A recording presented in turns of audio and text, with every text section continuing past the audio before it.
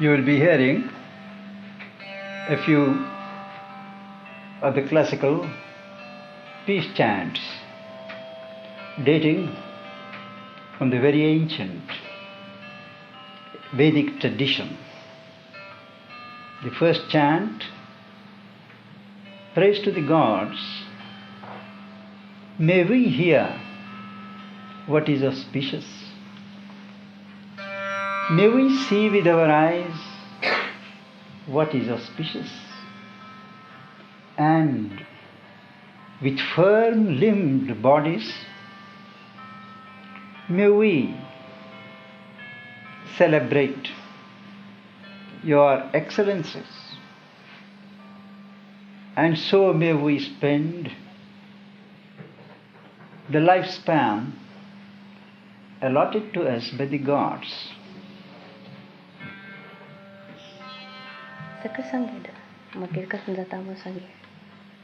You can tell everything. The second chant gives that conception of the reality, the omnipresent reality, which is described as that is full and this is full. The full is drawn from the full. Take out the full from the full, and the full remains. That's their conception. The logic of the infinite, which is quite different from the logic of the finite. And third is a famous hymn to the Guru, to the teacher, the universal teacher, the eternal teacher, from an ancient text of the Tantras, coeval with the Vedas, and the teacher, the Guru, full of the bliss of the reality, giving supreme bliss, alone, embodiment of knowledge, beyond the dualities of life, vast like a sky, indicated by expressions like thou art he am I, one, eternal, pure, immutable, a silent witness to all that goes on, beyond the becomings, bereft of qualities, the teacher of truth, I salute. Pure, eternal, formless, without shadow, without a taint, eternally conscious, full of the bliss of consciousness. That teacher I salute. You hear the Sanskrit originals.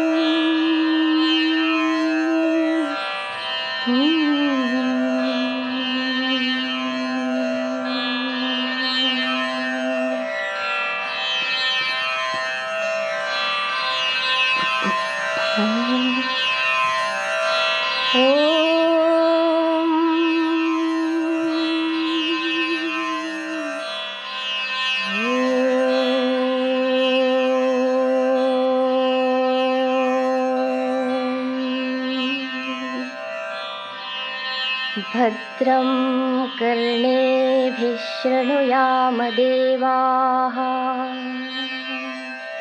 भद्रं पश्येम अक्षभिर्यजत्राः स्थिरैरङ्गैस्तुष्टुवांसः तनूभिर्व्यशेम देवहितं यदायुः ॐ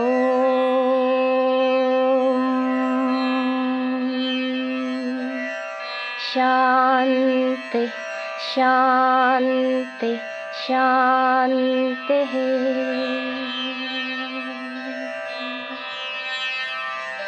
ॐ पूर्णमदः पूर्णमिदं पूर्णात् पूर्णमुदच्यते पूर्णस्य पूर्णमादाय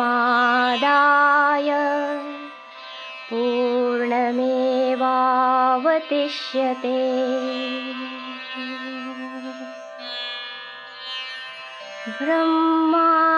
ब्रह्मानन्दं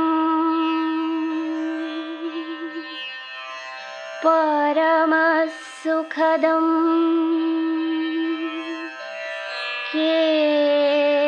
केवलं ज्ञानमूर्तिं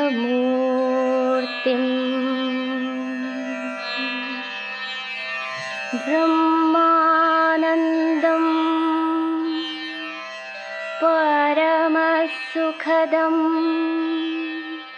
केवलं ज्ञानमूर्तिं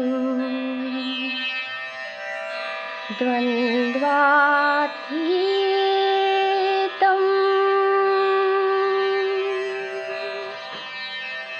गगनसदृशं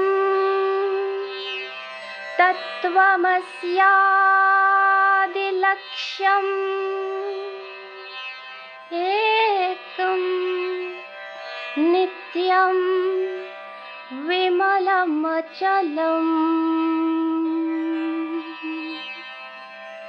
सर्वधी साक्षिभूतं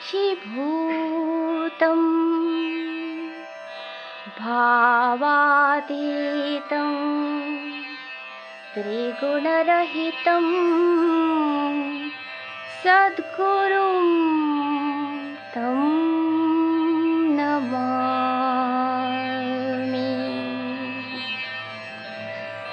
नित्यं शुद्धं निराकारं निराभासं निरञ्जनं नित्यबोधं चिदानन्दं गुरुं ब्रह्मा नमाम्यहम्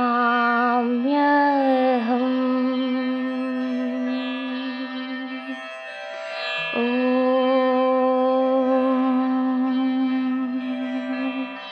शान्ति शान्ति शान्तिः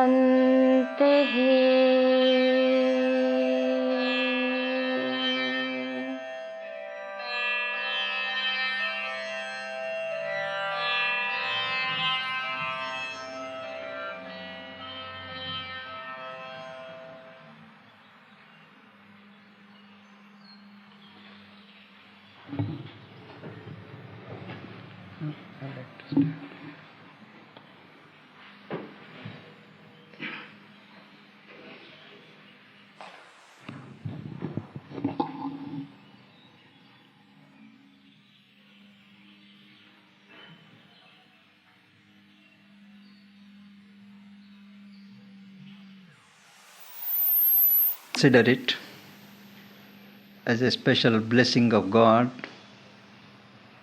that my visit, the third one, to this great country should begin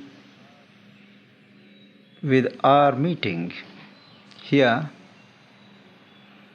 in this prestigious place Wainwright House, of which we hear so much in our part of the world. I am grateful to the authorities of this institution to have permitted us to meet together today, and I am also grateful to our hosts, David and Navaja, and their wonderful children for all that they have done and are doing in the cause which I represent, the evolution of truth consciousness on earth. It is usual, before one starts on a joint enterprise like this, exploration of knowledge, exploration of consciousness, to say a prayer in Sanskrit, also authentic and considered as a chant of peace, in which he who teaches, he who communicates, prays on behalf of all. May he protect us. May he enjoy the fruits of our labors along with us. May we exert ourselves. May what we study and read be luminous. May we never hate. Peace, peace, peace. Peace is chanted 3 times with a purpose. Peace to our mind, individual mind, and the universal mind. Peace to the life energies. Peace to the physical, at the material body level. Peace is invoked to establish itself at these 3 levels of man. Sahana avatu, Sahanau bhunaktu, Sahaviryam karavavahai, Tejasvinavadhitamastu, Ma vidvishavahai. Om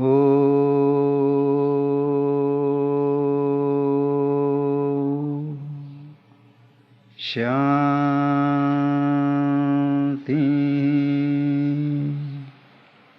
Shanti,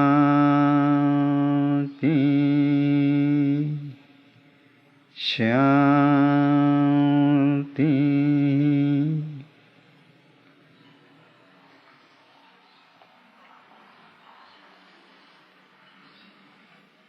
Navaja, my host, had an interesting story to tell me yesterday. As she was placing announcements, what are called flyers here, of our program in a food store in her neighborhood, she got to talk to the lady, an old lady, who was at the counter. She asked, "What's that?" She showed it. She made a face. She said, "What is this new consciousness? What is wrong with the old consciousness?" Anyway, she allowed her to display the flyer. That set me thinking. What is consciousness? Before we know what is old and what is new, we must know what is consciousness. Very few think about it. Consciousness is not the mind, it is not the heart. Though both mind and heart are specific articulations, organizations of the consciousness.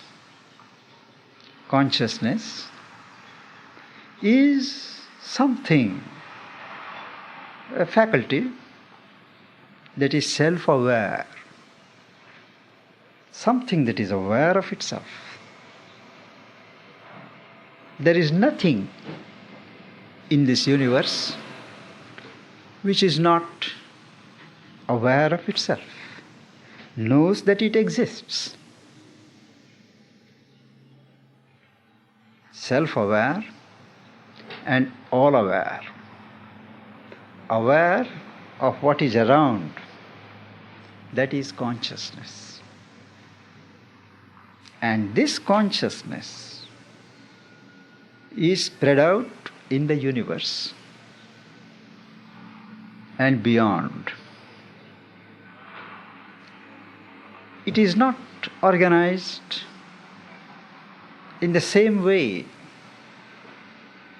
I think the door can be shut.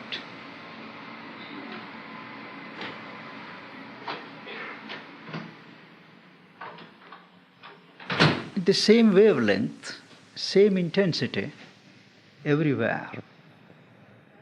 There are gradations of consciousness. Consciousness. Shall we do away with the mic?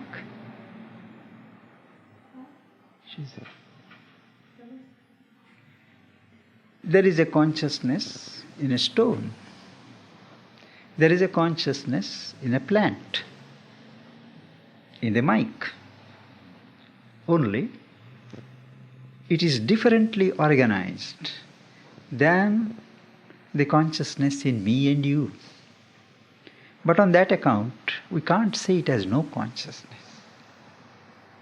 We have an ancient perception in India, written, say, about 2000 years ago, when the sage, the seer, says, all these things are instinct with an awareness. They have their own feelings of pain and pleasure. We don't have the instruments to register their vibrations. Recent experiments by scientists have proved that even cabbages have a consciousness of their own. They have joined certain electrodes to cabbages and certain such vegetables in the boiling pan and seen how the needle violently moves from end to end, registering the pains and the screams of the cabbage. So there is a fact, it is a fact, undeniable fact, that there is a consciousness. But how did that consciousness get here is another question. Who brought it here? Who created it? My teacher, Sri Aurobindo, one of the noted philosophers of the evolution of consciousness, who wrote long before Teilhard Chardin and others, he was once asked by a French thinker somewhere in the 30s, if this world is a creation of God, who is an embodiment of bliss and peace and love, how come there is so much of suffering, so much of pain in this creation? He answered that the origin of this creation is on a plane of existence far beyond the human mind. The mind of the intellect, logic, cannot perceive or conceive of that phenomenon. But he said something of that truth can be rendered in a poetic image. Imagine the divine being, God, the Lord, full of knowledge, consciousness, bliss, and all that they connote. He is musing, self-existent. There is nothing beyond him. In that moment, a possibility occurs. Can these verities of truth, knowledge, bliss, awareness, exist in conditions which are totally different from what are here? And immediately the possibility translates itself into an actuality. There is a plane of existence within the reach of you and me, where what we think immediately materializes itself. We don't have to exert. You will a thing and it becomes a fact. Some of us have this experience in our dreams, giving a prevision of possibilities of a different order than what we have on our physical plane. Well, there is a descent of the divine consciousness straight down and down and down till the exact opposite conditions are created. Existence turns into non-existence. Consciousness turns into the inconscience. Bliss turns into non-sentience. There is no feeling. And the divine soul, which has come out in a spirit of adventure, accepting the challenge, is about to lose itself. And it sends a call to the parent divine. In answer, a ray of light comes forth. It is the first action of grace in creation, cherished in all the traditions of ancient traditions of the world. And it is this first action of the divine grace that makes it possible for the involved soul to undertake the return journey. And the involved consciousness slowly begins to emerge and develop itself to reach back that plenary consciousness, the divine, the Godhead. But what's the gain, you would ask? God is perfect there. What does he gain by undergoing all this travail? To that Sri Aurobindo answers in his great epic Savitri, a Godhead greater by a human fate, having accepted all this trouble, all this struggle, the God who emerges in humanity is infinitely richer, more full than the God who starts out on this career. So we have this developing consciousness in every form, in every moment. There is an urge from within, what is called nisus. Continuously, it is like a firefly, goes on urging to grow, to come out. And we have the various stages of evolution of consciousness. Each stage, the fragmented matter, the state of matter and stone, stone and mineral, the stage of crawling life, the stage of the plant, the animals, and at last, man.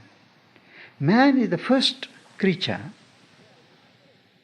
to be able to look up to the stars and look at his companions in heaven. Till man arrives, the eyes are always downward, earthward. It is only man who looks heavenward. So we are in the midst of a process, and each stage of evolution is marked by an increased quantum of consciousness, organized, articulated. So man has arrived millions of years ago. First, looking back, we have first the phenomenon of what is called the physical man, where man doesn't think. He has no emotions of the type we have. He is just concerned with physical comforts, physical security, physical life. And he needs physical proof for everything before he can accept. The senses are the channels to reach out to the objective world. They get back a report, and the rudimentary mind acts upon it without thinking. This is called the physical, sensational existence. So the first man, the primitive man, is a physical man, bound on all sides with the physicality of life. It is not that the age of the physical man is over. The physical man continues even today. Somewhere in each one of us, there is an element of the physical man who is not satisfied unless things are given a physical rendering. The world of ideas, the satisfaction of emotions, without necessarily physical expression, they don't appeal to him. To him, they are hazy, theoretical. A scientist cast in this mold, he will not accept anything, even as a hypothesis, unless its physical reality can be proved in physical terms. And the chief characteristic of the physical man is sloth, inertia, sleep, opposition to movement. Gradually, nature develops the element of vitality, the element of movement, and we have the vital man, the conqueror, the aggressor, the man who aggrandizes himself at the cost of others. To him, it is not what is right that matters, but what is successful that matters. So we have the vital man, the man of energies, who is bent only on acquiring things, spreading himself, dominating others. This is a worldwide phenomenon, a stage when the elite of humanity is largely vital, full of vital energies. Millenniums later, nature develops what is called a mental man. A mental man lives primarily in the mind. He thinks, moves in the realm of ideas, thoughts, concepts, and everything else is secondary. We are presently in this stage of mental man where the mind rules. But the mind is a very limited instrument. Each mental knowledge is turbaned with doubt. What we believe today, we question tomorrow. And so it goes on. There is no certainty to our mental knowledge. What we know to be true, we don't have the willpower to effectuate. There is a fragmentation, the mind being a very limited instrument. There is a certain alienation of man from himself, from nature, from God. And this points to the inadequacy of the mental civilization. It has served, the mind, the human mind has served, but it has chosen to limit itself to a certain intellectualism, logic, which is totally inadequate to meet the demands of life. And this overdevelopment of the mind has brought up a certain imbalance, drying up of emotions, neglect of the physical body, and in the name of specialization, fragmentation of knowledge. Our experts are today narrowing their field of vision. Each one is busy with the infinitesimal portion. And he is a child outside his area. This is a totally different kind of movement than what was prevalent till the last century, to have as wide a knowledge as possible. Today, in the name of specialization, we have fragmented knowledge. And that has led to its reactions, what is called holism, the total man. There is a cry for that. The time spirit demands an integrated approach, a holistic approach, in which man is taken as a whole. And the consciousness that is articulate in man is given room to extend itself, to articulate itself at every level of his existence, and recognize that the mind, the intellect, is only one part of the total being of man. And it is here that the boundaries of human consciousness presently reached and perfected are breaking. The frontiers of human knowledge are widening. Psychologists are today speaking of parapsychology. Mathematicians speak of maths, something beyond. They can't hold the surge of the evolutionary movement. You must have heard of Teilhard Chardin, the French Jesuit, who in the early years of the century, even as a small boy, he had certain perceptions. When he saw a stone, he would see golden particles within that stone. And this boy would ask himself, is that God? They call God. So he asked his parents, asked his priests. They would shut him up because it was blasphemy for them to think of God in a stone, according to this Christian theology. But the boy's interest continued. And when he was later ordained as a priest, his interest in the evolution of life, in the reality of things here, continued. He accepted the Bible as a priest, but something in him felt that that could not be the whole truth. He developed interest in paleontology, archaeology, and went to China somewhere in the 20s of the present century, where he conducted a number of researches.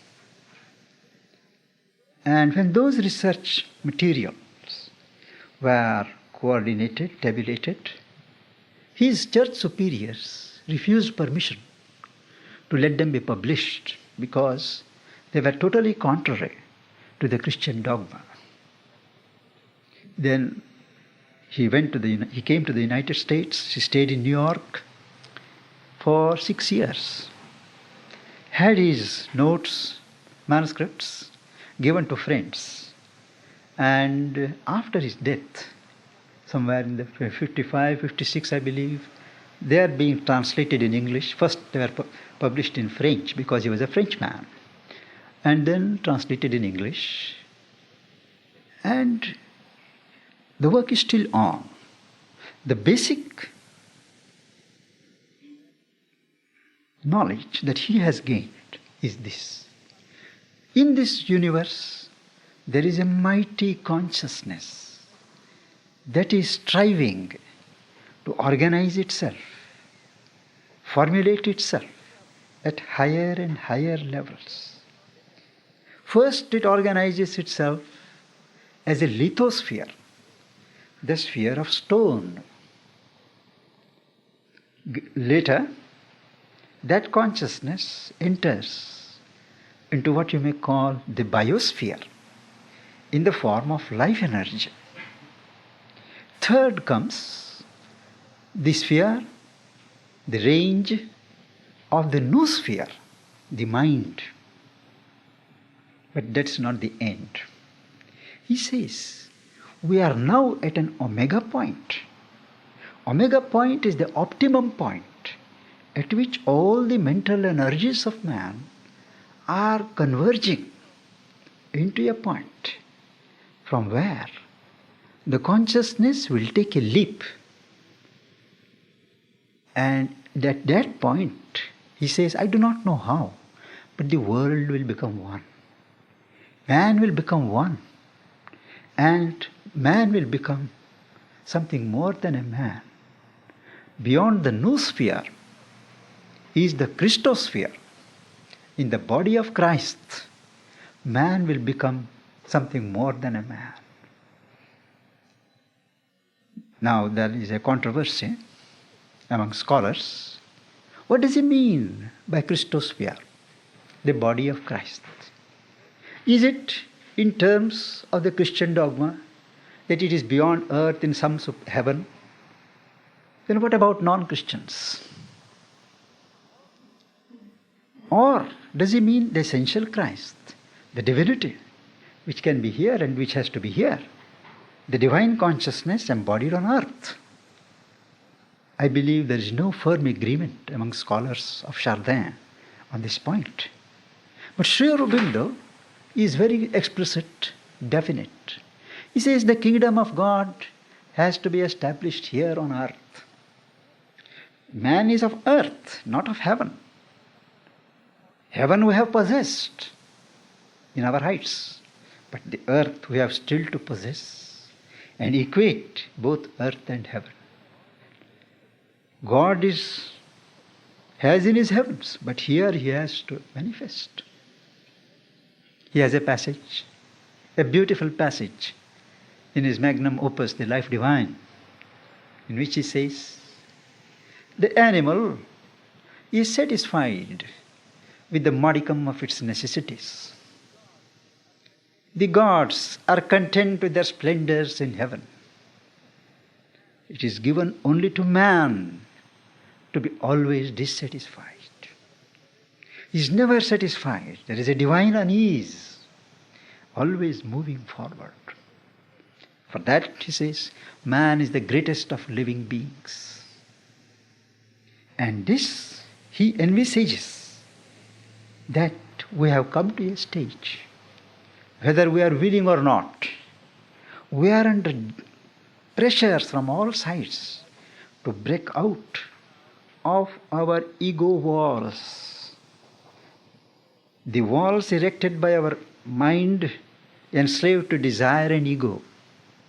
Expand ourselves, heighten ourselves, deepen ourselves, and find our base in a different and a new consciousness, which is not subject to the limitations of our present laboring, evolving consciousness. And that is he calls the truth consciousness. Nature always accustoms the mind of man with these new truths, new possibilities for centuries. So long before we were born, we read in literature, in philosophies, in religions, the ideas of God-man, man acquiring the characteristics of God, man exceeding his limitations. Sometimes these truths and ideas are mistranslated, as in the case of Nietzsche, the German thinker, philosopher, who conceived of the Superman purely in terms of a megalomaniac having tremendous power, subject to no rule and regulations and dominating over others. But the Superman of Sri Aurobindo's conception, the Superman of Chardin's conception, if I would say, and of further evolving thinkers, is one whose base is not force, not knowledge, but love. One who spreads out from the heart, embraces more and more areas of life, identifies himself with everybody. A Superman is one who embodies God consciousness. And God consciousness is a universal consciousness. The consciousness of God is not merely there in the transcendent, in the heavens. No. It is there spread out in the universe. It is there individualized in each person as the self, the soul. So there are three dimensions of a divine consciousness that is in manifestation: the individual, the universal, and the transcendent.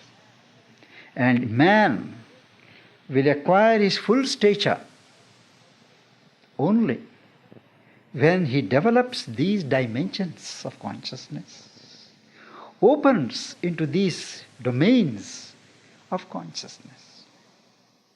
Till now, whenever nature was evolving new forms to house new consciousness, consciousness is developing and it needs newer and newer forms suitably built to house and articulate the new degrees of consciousness. Nature experimented different types of animals, the rhinoceros, the mastodon, and all these, and cast aside certain forms which were found useless, giant bodies, giant brains, but the consciousness was very little. So nature cast them aside, goes on experimenting with new species and new forms. But man is the only creature in the labor of nature who has shown a capacity to hold newer and newer types of consciousness without having to change the form.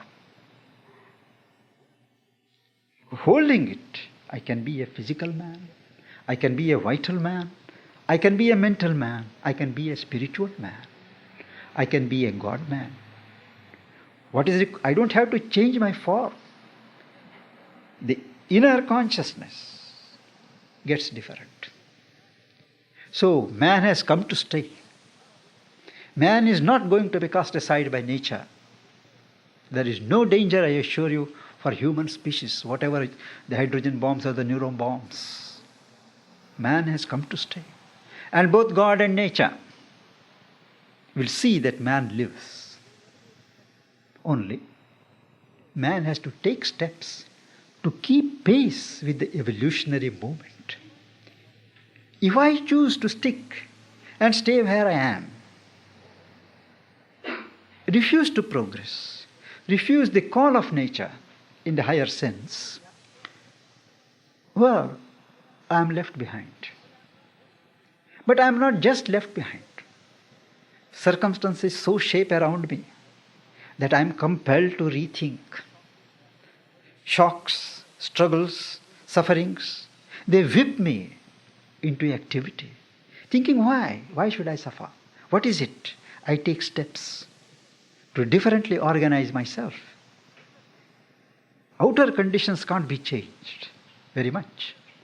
But my inner condition, psychological condition, can be retuned, differently tuned, so that I face the same circumstances and the tests of life with a different poise. In Indian philosophy, yogic philosophy, they say one who is involved in the life stresses and wants a relief, wants to get released. They indicate different disciplines to which we'll come later. First, he draws himself inwardly from the movement of nature and takes the position of a witness. He just watches what is happening without losing himself in the movements of nature.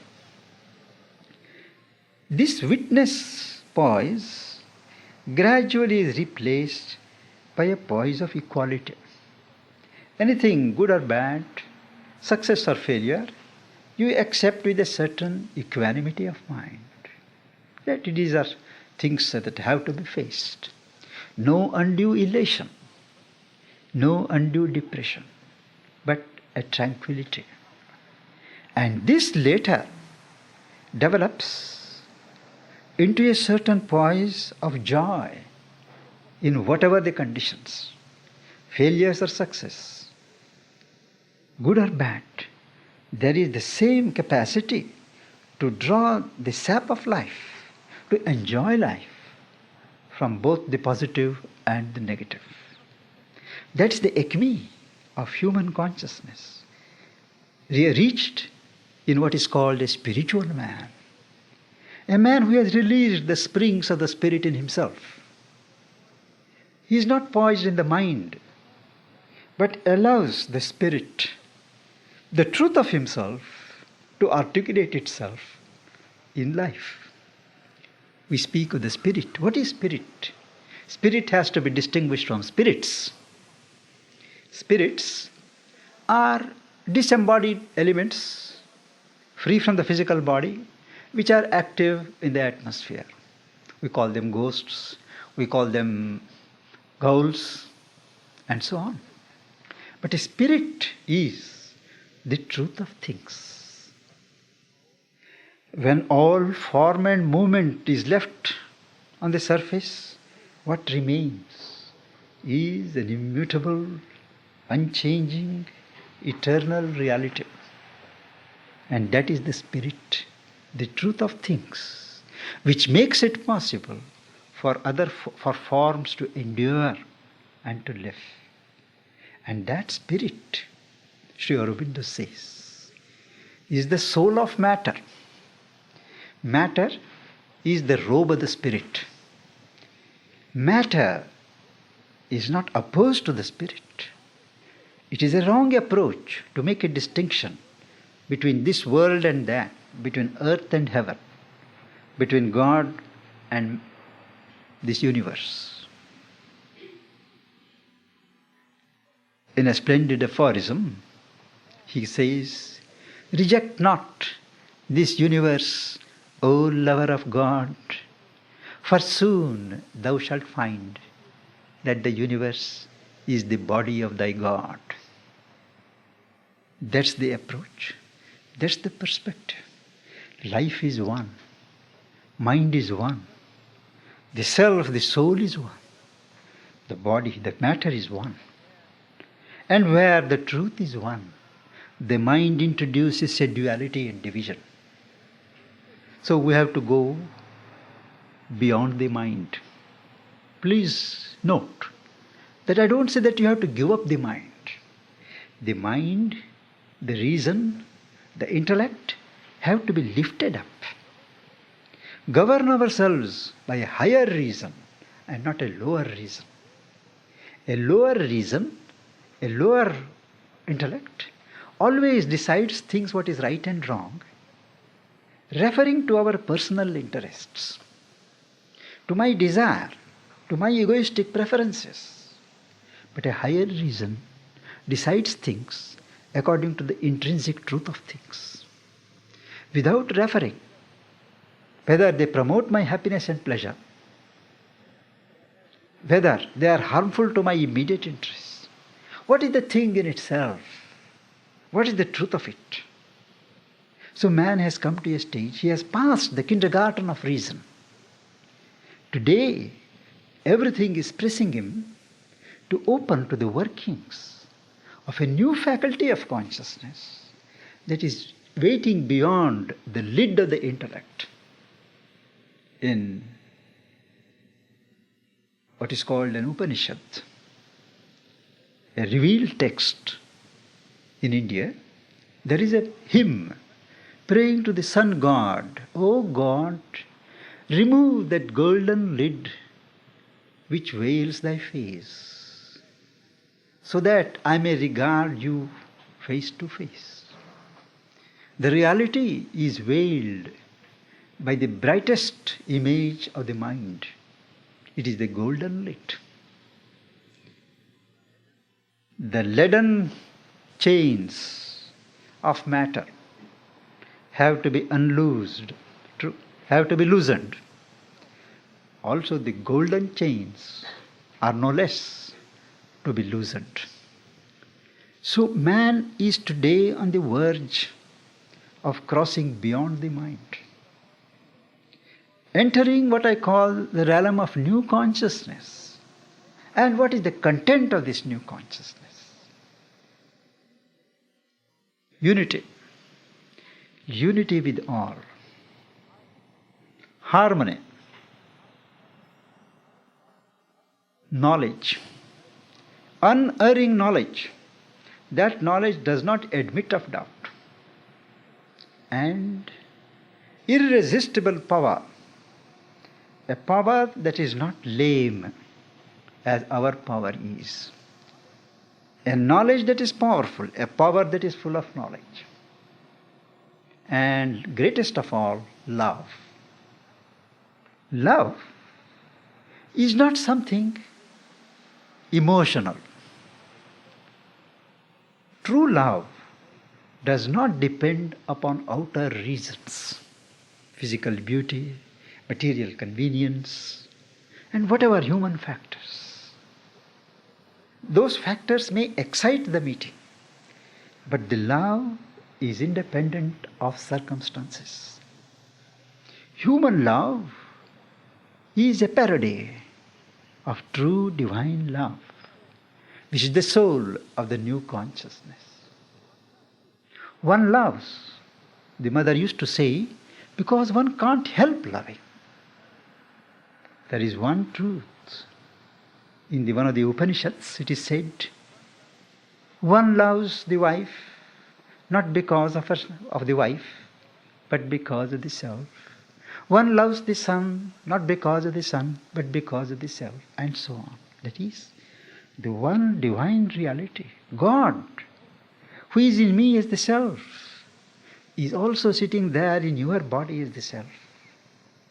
And when we meet, that self greets the self here. And we feel a certain affinity, a certain attraction, which is immediately translated on the physical and the vital level as human love, attraction. But that human love, which is the surface expression of true love, is heavily conditioned by circumstances. If I love, I expect a recognition. If I give an expression of love, I expect a reciprocation. If that return is not there, I resent it, showing how skin deep is my love. True love is self-giving, without expectation of even recognition. Now this divine love, it just flows spontaneously like waters of a spring. It doesn't care whether it is received, whether it is recognized. You see that love in the cases of saints who have gone beyond ego and desire and are stationed in a level of consciousness which is in touch with the divine, there is a continuous outflow of compassion, of sympathy, of love.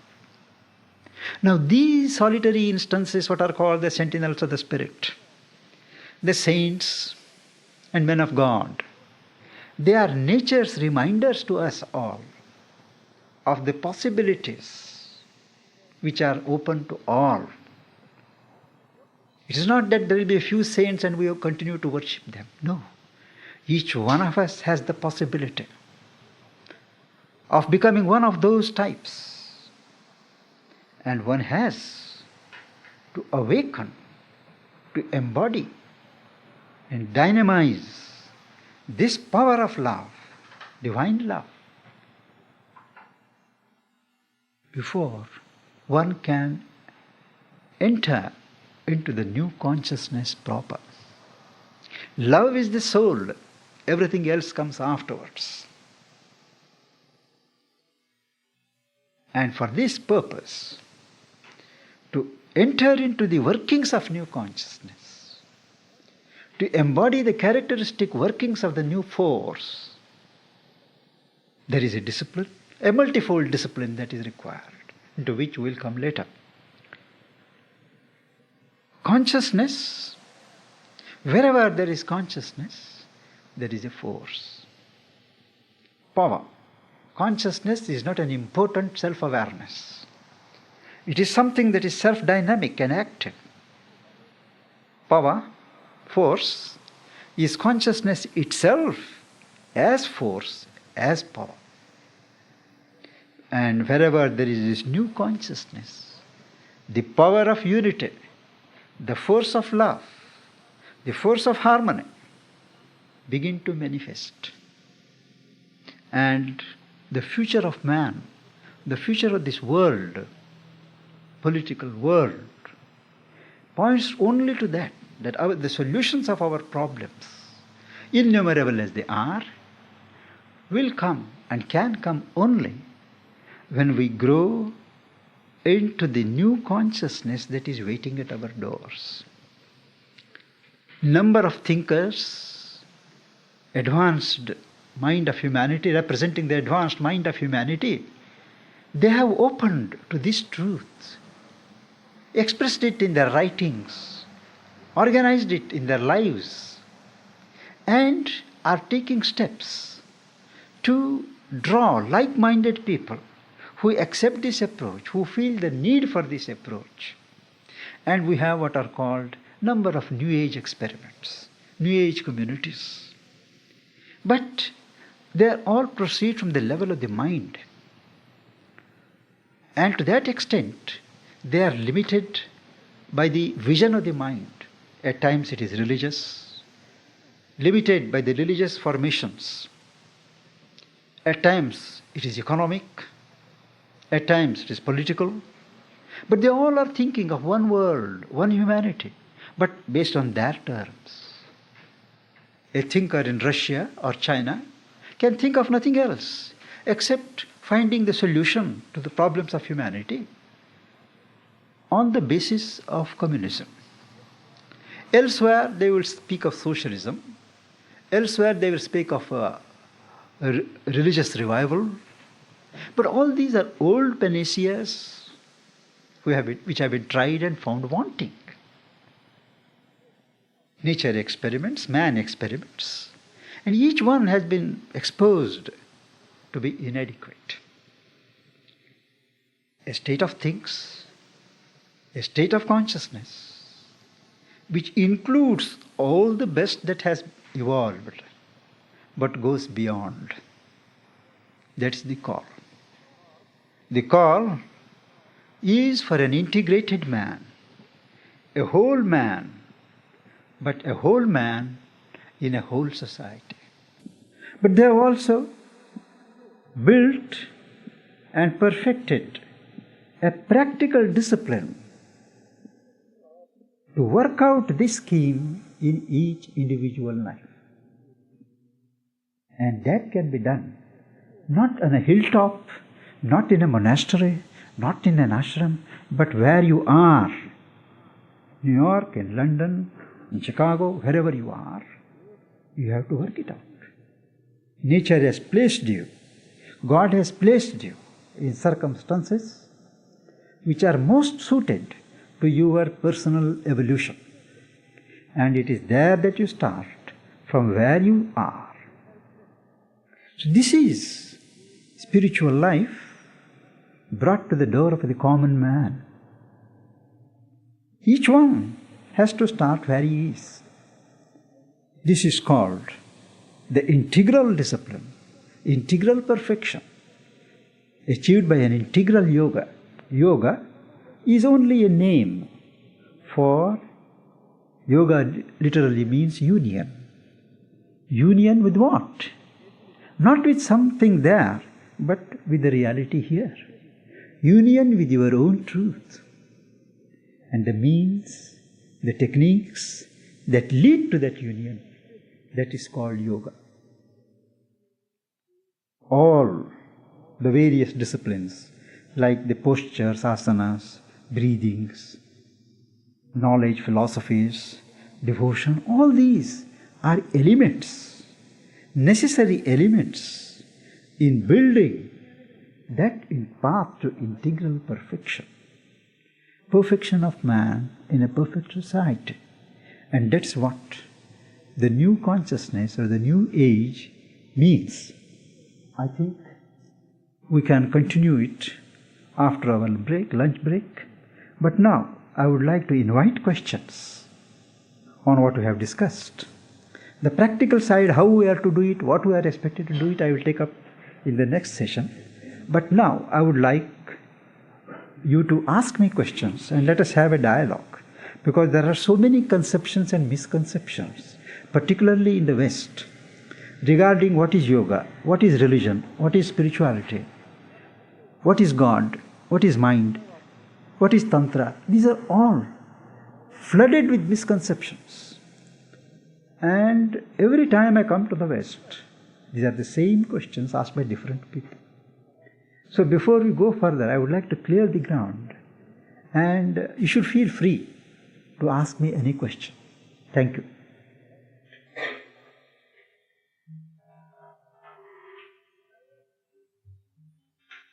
The mic could be lower, David.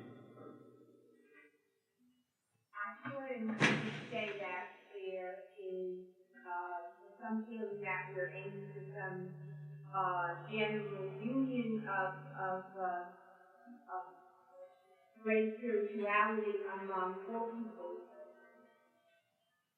And yet, there may be some evidence for that, but on the other hand, there seems to be so much more evidence of tremendous violence, really open. I could give you kind of both people as one example, as kind of people who were respectable, but it's not just in one place. And that seems to be either more brutalizing and physically. Now, is that a contradiction? It is an occult law that as the truth or new truths approach their hour of manifestation, all that opposes the rule of that truth comes up like poison and tries to prevent, if it can't prevent, to delay the hour of revelation. And ever since this worldwide movement, particularly after the Second World War, has started gathering force, all the movements of ignorance, falsehood, cruelty, all the undivine movements are come up, exposing the dregs of the human cup in order to be seen and thrown out. The lords of falsehood, ignorance, the antichrist, the anti-God, He is doing his best to hold man in his rule and not allow him to pass into the domain of God. That man is ready to take the leap is shown by the worldwide awakening. But that the atavistic forces, the Antichrist, he is trying to hold man by spreading the poison, preventing it. That is the other side. Each proves the occult truth that before the dawn is to break, the night is the darkest. This is not only in the West, but all over the world. This unrest, this disorder, confusion, it is prevalent, but it is a part of the game. And there are signs that it will be contained. After all, true progress is made only by a minority. Thereafter it spreads. The bulk of the mankind is struggling. They will be led by an awakened minority. These are challenges, tests of our sincerity, whether we are going to give up the thing as insoluble and leave the field clear to the adversary, or we take up the gauntlet, face the challenge in our individual lives, in our collective lives, and work for truth.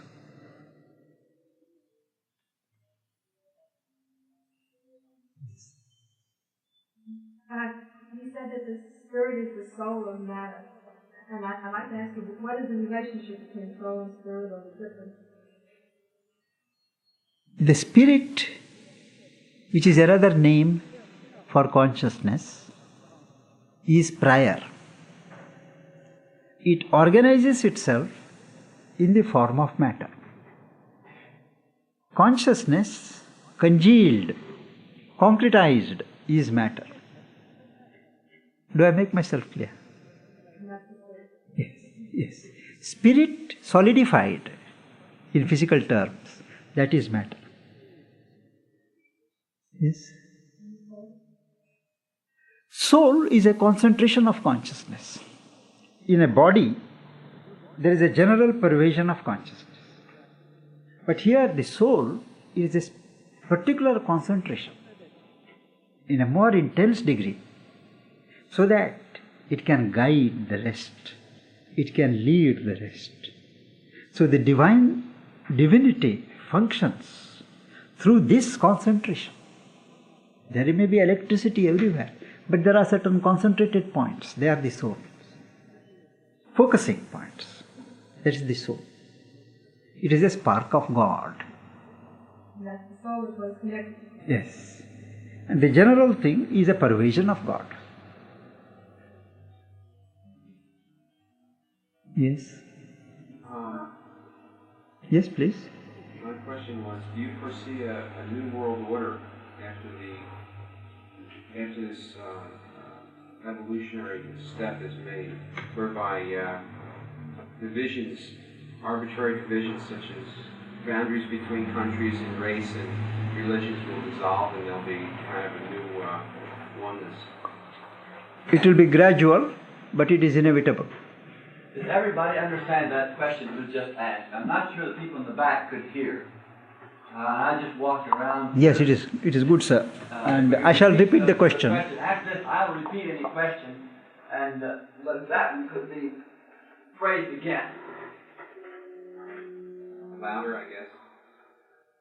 My question is, do you foresee a new world order after this evolutionary step is taken, whereby the divisions between peoples will dissolve, such as boundaries, countries, races, religions, will merge into one form of humanity?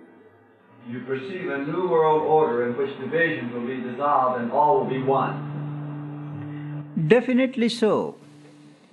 But there can't be, in the nature of things, a calendar date that on such and such a date the new step has been taken in evolution. It is being taken now. It is a step that is being slowly built in the minds and hearts of men. The work in the United Nations, particularly the 30 or 35 specialized agencies, in building and promoting a global outlook, a global approach, a global mind. Now this is part of the building of the new age. So as the new consciousness builds itself and new forms come into existence, individual and collective, as the new age spreads its wings, unity will be an established fact. Already behind the surface, we are on the move towards one world, one race. It is only in political and military affairs that there is still the ego resistance. Otherwise, there is a recognition. Even the countries which don't share their affluence with the what are called underdeveloped countries, they recognize the need. They know it is to be done. Formerly, 50 years ago, they would not recognize that. They would say, we are meant to rule and they are meant to serve. Today, there is a recognition. They talk of human rights. Whatever the duplicity of some in the movement, the fact is recognized. Human equality, human claims, commonwealth. So, despite all the blunders and the shortcomings and the short sights of the political leadership of humanity, the world is steadily moving. And if I may venture a prediction, I agree with the number of occultists and prophets who say that the new age will start round about 2000 AD, by which time most of the hypocrisies of the present human leadership will have been exposed, and a certain amity, a certain family feeling will start developing, and the divisions will go. What is one can't be divided forever.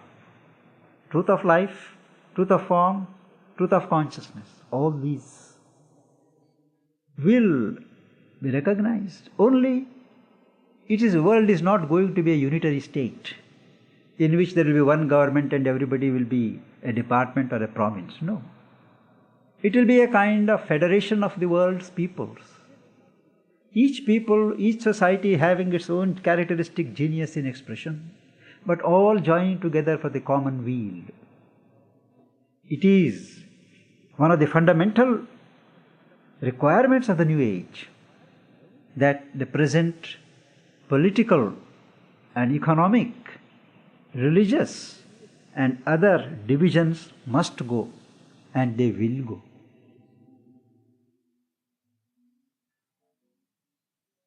I agree wholeheartedly with the description of a surging consciousness. Do you think it's possible that during this evolutionary period over the next 100 years or so, that technology may have some surprises for us, either by way of biochemically freeing parts of the brain that are not now easily accessible to perhaps alien species, through artificial intelligence or computers, or any number of areas where we just begin to see glimmerings of advance today? In this process of evolution, will technology has some surprises for us, and may there not be something in the form of alien visitors that would have a part in the evolutionary process? I do envisage that technology will promote the manifestation of this new consciousness. Already, technology has brought the world together, has shown the way to free man from drudgery, has established certain truths which were not accepted before. It is breaking down the limits of the mental frontiers. And we do expect technology, being a development of human consciousness, to play a leading part in reaching the benefits of this consciousness to the millions and millions who have not seen a book, who don't have a roof over their heads in our part of the country. You can never expect them to see a book and be taught in a school. It is things like television and other modes developed by technology that are to uplift and elevate their existence. And technology, material technology, will have as many surprises as spiritual technology. As far as these UFO and visitors from other planets, well, sir, there is a continuous interchange or a contact between the different planes of existence. But if you ask me, will there be visitors from the moon? Will there be visitors from the Jupiter and all that? The spiritual perception, thank you. The spiritual perception is that there is no evolving life of our kind on the other planets. Evolving life is only on Earth. All those have been given up by nature as unsuitable for the evolution of life. So, when my teacher, the mother, who was a great occultist, was asked, what's the truth of all these newspaper reports of the flying saucers, the UFOs and all that? She said that there is an interchange from other planes of existence, not from the planets, from the other planes of existence to the earth. And this constant interchange may have a visual appearance at times of strange, unknown physical appearances, but they disappear. Once the ingressions stop, the outer forms also stop. The rest is all fiction, entertaining fiction, but I don't think we are going to be either invaded or helped by denizens of other planets. Yes.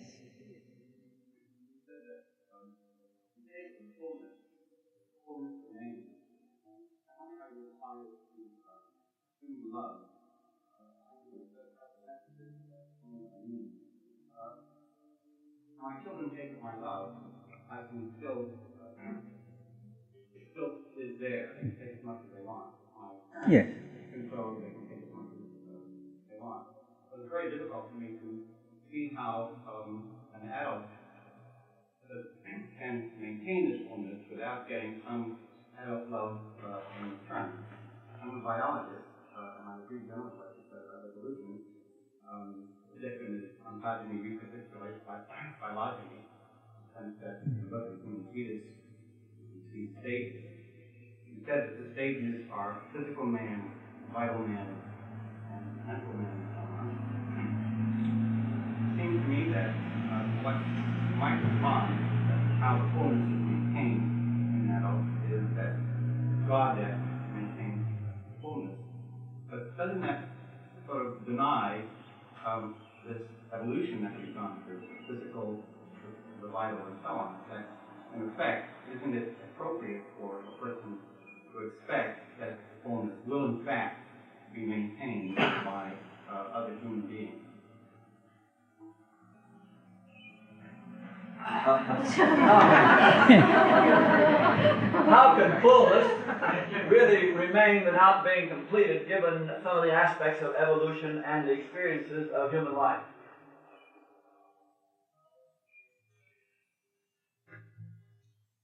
What has happened so far, the modalities of the functioning of consciousness and the modes of consciousness cannot determine the further types of functioning that are in the making. What you said is perfectly true. Action, reaction, everything is there. There is a limit. So far, nature has developed in those modes. But today, in the transition to the spiritual realm, it is seen and experienced that there is a limit to this spontaneous love imposed by external factors only when we stand on a human poise. If we break through and go to a deeper level of our being, which is not influenced by human considerations, you will find that there is an unstopping love, whatever the outer reactions of other people. That is not affected. So the trick is to shift the center of consciousness from the surface being to something deeper, where you get a taste that the reality is not only eternal but infinite. After all, it is the divine qualities, verities of infinity, eternity, that are reflected in the human conceptions of space and time. There is a way of getting beyond human space and time, because space and time relate to that plane of existence where they exist. My mental space, my mental time is different from the physical space and time. So, for love, there are no limits. It is eternal, it is infinite, because it is the pure form of God. And as long as you are on the human level, hold yourself at a human poise, human reactions. Once you step in, you are not touched or influenced by human reactions. The technique is to shift your base inwards. If you shift it upwards, you become indifferent. But if you shift it inwards, you are one with the world. To that we will come later in the afternoon. Yes? I think I understood you to say that Teilhard de Chardin Yes. anticipated the kingdom of God coming to the earth. No, madam. Oh, all right. I said the scholars are divided. He says the solution will be in the body of Christ, in Christosphere. So normally people understand it, Christosphere, it is beyond the earth, in some heaven envisaged in the Bible, paradise or whatever it is. But modern thinkers say he did not mean it. He meant it, the Christosphere is here on earth. So I am not a particular student of Chardin, but I have just put before you the differences of opinion among his scholars. I do not know, but I personally subscribe to the perception that the glory of God is to be manifested here on earth, and man has to be divinized here. Human nature has to be converted into a divine nature here, despite all the religious dogmas of different religions. We will come to it, the difference between religion and spirituality, their conceptions and limitations. We will come to it in the later.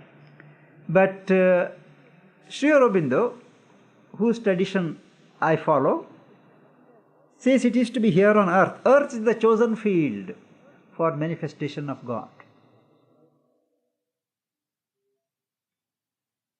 Yes? Somehow, from what you're saying, that if love is not something that is seen as an expectation and the need of it becomes somewhat less personal. Yes, They yes. definitely like personal. Yes, you are right. Then if I cannot understand the family in a less personal love, does that mean then that we really don't live in family unity? Yeah, it is a very leading question, madam. If love is less personal, what happens to the family? One of the chief consequences of the new consciousness is the world will be your family. Your family will not be limited to those who are related to you by blood ties. But the whole world will be your family. So an impersonal love, which I have rightly phrased, will not be personal. It will flow. And it will not be confined to those who are related to you by flesh. Family as we know it will not survive in the new age. Yes? I've always thought that it was a part of the paradox of being human that we grow. And so how will we be, where will be our humanity when we get to this transcendent place? Yes, yes. Does our humanity cease because of our growth when we get to that ultimate place? Because we won't be growing. Won't be growing and therefore no longer human. No. Humanity will acquire its full meaning, will be full-blooded when spirituality infuses our consciousness. At present, what is called the religion of humanity is a mental concept. When it comes to practice, it breaks down. But in the new consciousness or the truth consciousness or the universal consciousness, one will always have a feeling of being one with humanity. But you will not be limited by humanity. You will have an identity with orders of life which are below humanity, as also above humanity. But man's concern will be humanity, always as long as he is in human form.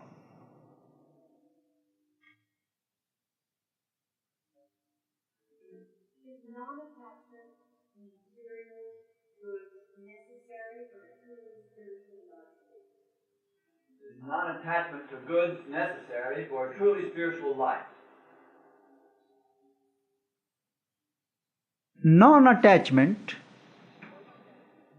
but not contempt or looking down on material things, is absolutely necessary to enlarge oneself and use things in the right spirit. As long as there is the sense of possession, involvement in things, we limit ourselves. We don't derive the full joy that we are intended to do. We are not asked to reject things, but to use things in the right way without being attached to them, without being enslaved by them.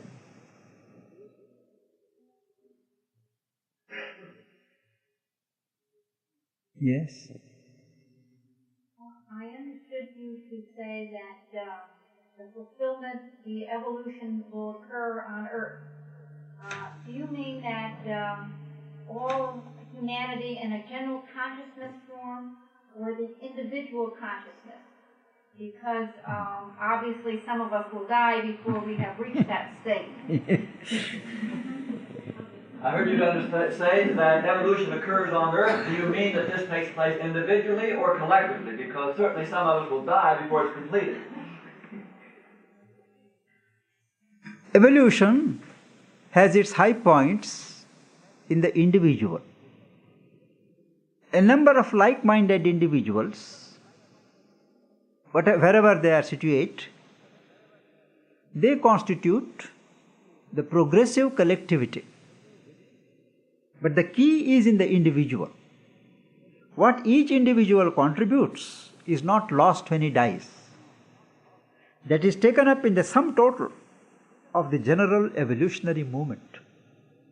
A thinker, he gives his thoughts, he contributes to the elevation of the human mind, he dies, but his thoughts continue.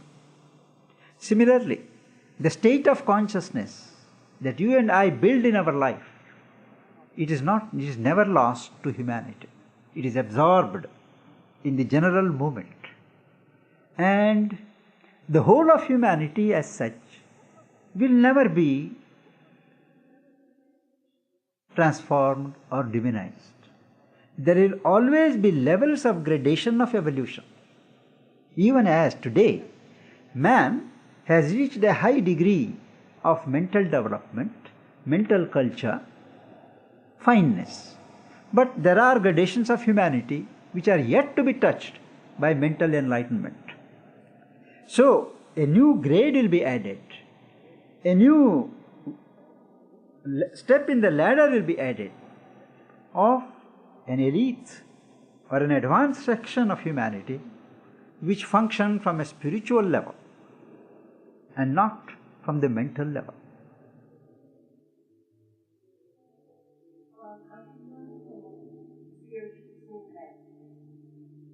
When this new age of man, those that are on earth will be those that have reached this level of consciousness.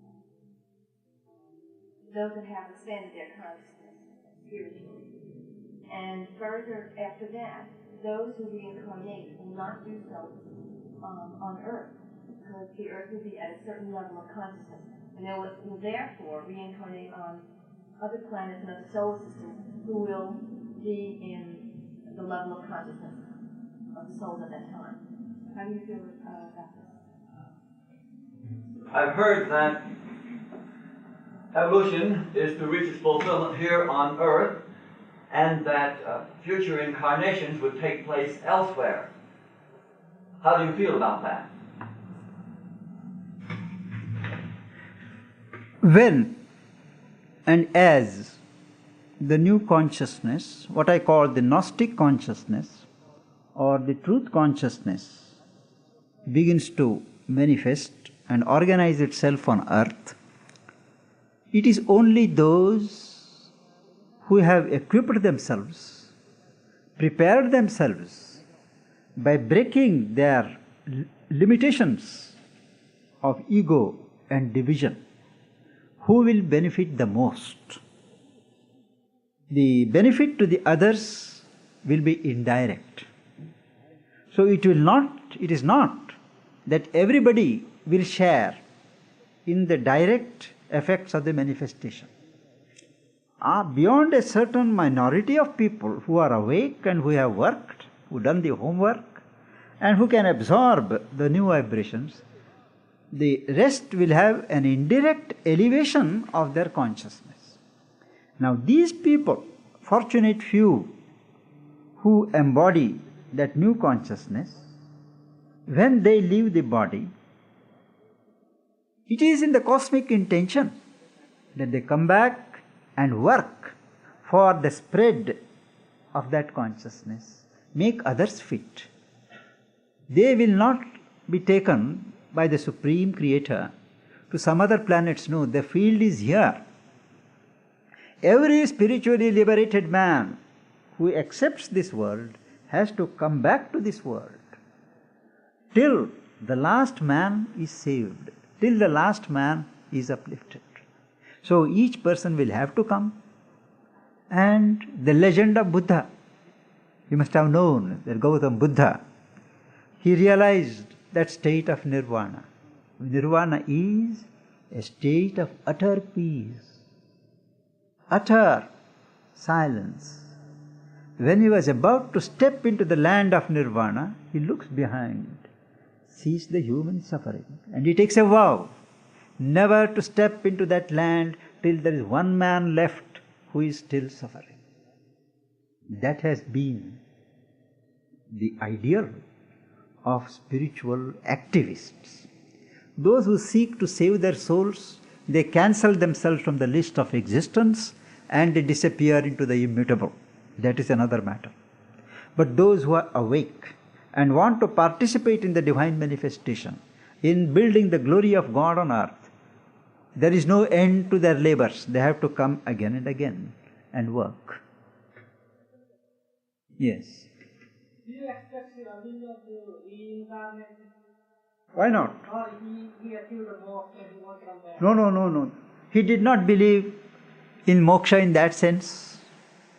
So, we have enough evidence to the fact that Sri Aurobindo and those spiritual workers like him, they are still functioning in the earth atmosphere, helping humanity. And when the propitious time is ready, they will take birth on earth and participate in the movement directly.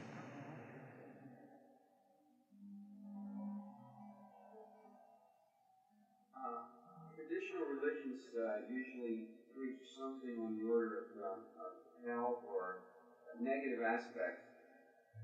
Do you see that? What do you think about the customary preaching of traditional religions about hell and negative aspects? Almost, as you say, sir, almost all religions have played this hoax on man, threatening him with dire penalties of hell, bribing him with luscious fruits of heaven. But I assure you that in the cosmic map, there are no geographical locations of hell and heaven. Hell and heaven are psychological conditions created by each man, and when I mean man, I mean woman, each person. And each person carries his own hell and heaven with himself. When he sheds his body, what happens? I'll come to that later in the afternoon. That psychological condition continues in a magnified form. Bereft of the physical body, things assume a different form. And if a person is normally accustomed to look at the bright side of things, does good things, makes people happy, well, he lives in heaven. And all those conditions are idealized around him for a while. If he is depressed, leads a wicked life, harms others, glories in violence, he will be surrounded by an enlarged edition of that psychological state, and that is what we call hell. So each person carries that till those images spend themselves out. Man is a prisoner of his own heaven and hell. It has nothing to do with God or Savior or anything. It is a psychological condition. And God does not punish. God does not reward in that way. It is man who punishes himself. Yes, sir. Is it possible with this evolution that we're going through that seems to be upward and onward, is that perhaps emerging from the psychological hell? And if that's true, what is your concept of the state of man created? It is possible that this evolution is emerging from the state of hell in man, and if that's true, what's your concept of our creation?